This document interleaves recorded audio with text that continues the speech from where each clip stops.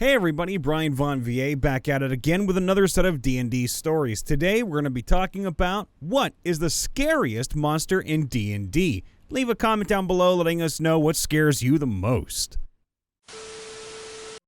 This is not in any monster manual, but its use is prolific enough that it should be counted. The False Hydra. Born of lies, the False Hydra sprouts as a lump of flesh below a city. An adolescent False Hydra can have 3 heads on long, flaccid necks up to 120 feet long. A fully grown Elder Hydra can have 8 or more heads, each on necks up to 1/4 of a mile long. The long, pale faces of the Hydra burrow underneath the city, surfacing in basements and lower levels of buildings throughout. It devours animals, people, really anything with a pulse. And it grows every time, gaining heads as it goes. When fighting a Hydra, its range and number of attacks are decided by the amount of heads it has. The more heads, the deadlier it is.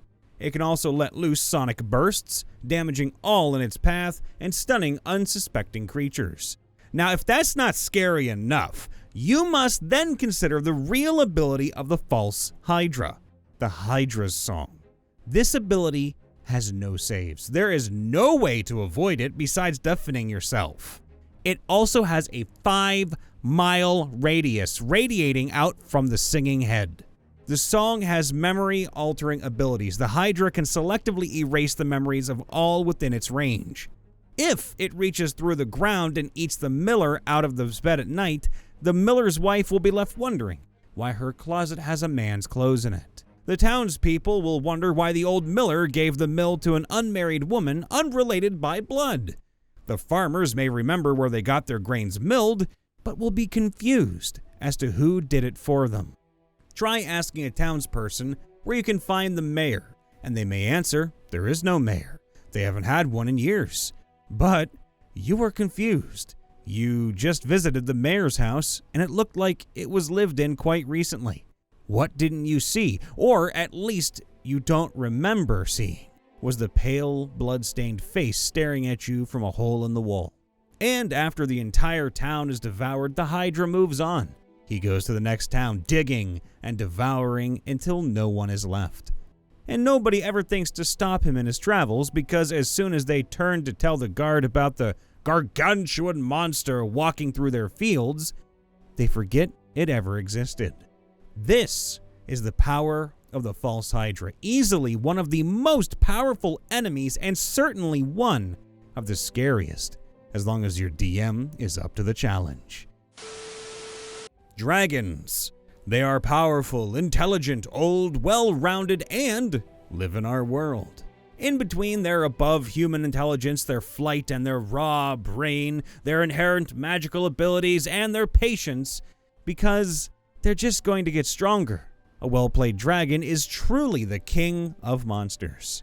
Justin's answer is also good reasoning, though this does depend on whether you're referring to anything with a stat block as a monster, or specifically the monster category. All their other answers but dragons wouldn't count as monster, but extraplanars in their case.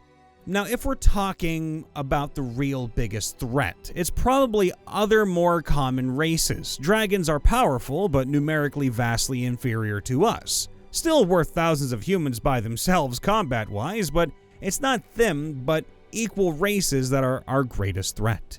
Without plot and human bias in your world building, other races like goblins, hobgoblins, orcs, kobolds, etc. would all compete with us, and likely would have seen us eradicated centuries before us reaching medieval times. Anything that gets PC spellcasting like Solars, Titans, Ethergaunts, Weirds, and Dragons qualifies as top-tier scariness. Nothing in D&D is scarier than a spellcaster, especially one who is highly intelligent and has had time to prepare. I think the very top of the list would be epic level dragons, as they are the only monsters whose PC casting advances with racial hit dice rather than class levels, to the point of getting epic level spellcasting, which is even more broken than normal spellcasting.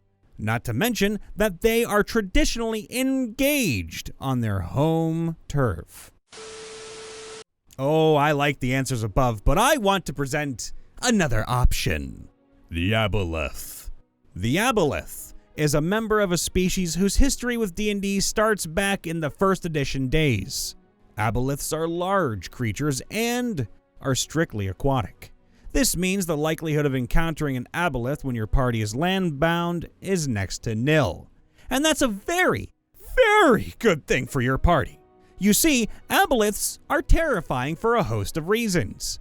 Well, first off, they're aberrations, meaning that they originated in what we now call the far realms. They think extremely differently from most any sentient species. Now, the average aboleth has a 21 strength, 18 charisma, and 18 intelligence. Let me say that again. The average aboleth. And the average human has a 10. The dimmest aboleth in the multiverse is still really freaking smart compared to a human. Plus, they're rocking a combat rating 10. For as feared as mind flayers are, illithids are a CR7. An aboleth is taking them out without breaking a sweat. If you're telepathic, it can see you. And you make contact with an aboleth, it automatically learns your greatest desires. For giggles, they can enslave humanoids by slapping them, a condition that isn't broken short of being on a different plane of existence. At most, the enslaved humanoid can save once a day, provided it's 1 mile or more away from the aboleth. And it can do this 3 times daily. And they're ancient. Dragons? Aboleths remember when the gods arose. But none of that is the real reason why they're terrifying. No. They're terrifying because every aboleth that's ever been or ever will be all share a racial memory. Anything known by any aboleth is known to every aboleth. They're like the Borg, but aquatic and telepathic. And if that doesn't terrify you, I really don't know that you're subject to terror. And do note, all mechanics references relate to the 5th edition rule set. So my tenure as a DM developed into what my friends both appreciatively and fretfully referred to as the horror campaign. This could go one of 2 ways. I was shooting for high stakes apocalyptic, but apparently my style is viewed as rather sadistic. And the players started getting gun-shy after the outcomes of a few encounters were both wheel and whoa. Anyway, of all the horrific and depraved things I threw at the players, the one that was reveled the most was this little turd. A demon from the 3rd edition Monster Manual, number 2. This is a jovik. They have an aura of retribution where any damage they take is also visited upon any non-demon within 30 feet. Fortitude save for half. Now, on top of this, they have fast healing and inflict max damage when hitting themselves or another jovik. That's pretty terrible. But worse was my pitiless habit of using them in groups near non-combatants the players were trying to protect. I had one session that was a shared nightmare that started with the players naked in a field of dead bodies in which they found and looted their own corpses. I killed the paladin's girlfriend, turned his squire into a vampire, killed his mount, and had an evil druid blighter that I railroaded him into working with, turned part of its corpse into jewelry for herself and another party member. But the most depraved thing I am still denounced for is using joviks. Their appearance would elicit panic, outrage, and groans. It was great. Yeah, I'm an evil DM. I especially like the previous answer regarding the aboleth. It's literally the monster lurking beneath from a time older than the gods. All of the other answers here are great. Actually, dragons are definitely scary as hell if a DM is doing their job, and I thought the argument for rust monsters was spot on. I also subscribe to the view that a good DM can make any monster scary. My players were terrified into near literal paralysis by a cloister of flumps, which are not only utterly harmless, but the only lawful good creatures found in the original Fiend Folio. The party was deep in the Underdark, approaching an illithid settlement they intended to eliminate. They were heavily armed and protected by various wards, helms, and amulets against psionic attacks. This prevented the flumps from telepathically contacting them. The party did not know what to make of the creatures and ended up going to long lengths to avoid them, which culminated with them making the decision to frontally assault the mind flayers rather than sneak through an area where the flumps were congregated. It was an excellent example of how fear of the unknown is the greatest fear, as I have seen from the point of view as a DM. Now, the monster I would least want to face as a character or to have appear again in a campaign I run is the atropol, which literally has the potential to murder worlds. An atropol is the undead remnant of a god that failed, which, one must admit, is totally metal. I was running a campaign with a player with a fixation on playing repugnantly evil characters, and I had decided to deal with him by giving him exactly what he wanted, until he didn't want it ever again. He was a necromancer who loved making undead, well, everything, which of course is totally in character. However, he relished the specifics in a way that was tedious at best and creepy at worst. He enjoyed humiliating imaginary people in a way that was technically not objectionable, but profoundly unsettling. So I let the maniac summon an atropol when he got his hands on a ring of wishes and made a poorly worded wish. An atropol appears as an enormous floating desecrated fetal corpse with a rotting black umbilical cord that connects directly to the negative material plane. I will never forget the look on the faces of the players as I described the undead being birthed from the end of the cord as the atropol summoned them from the negative material plane. They were appropriately horrified. Now, the atropol does not belong in the prime material plane. Oh no, its very presence erodes reality.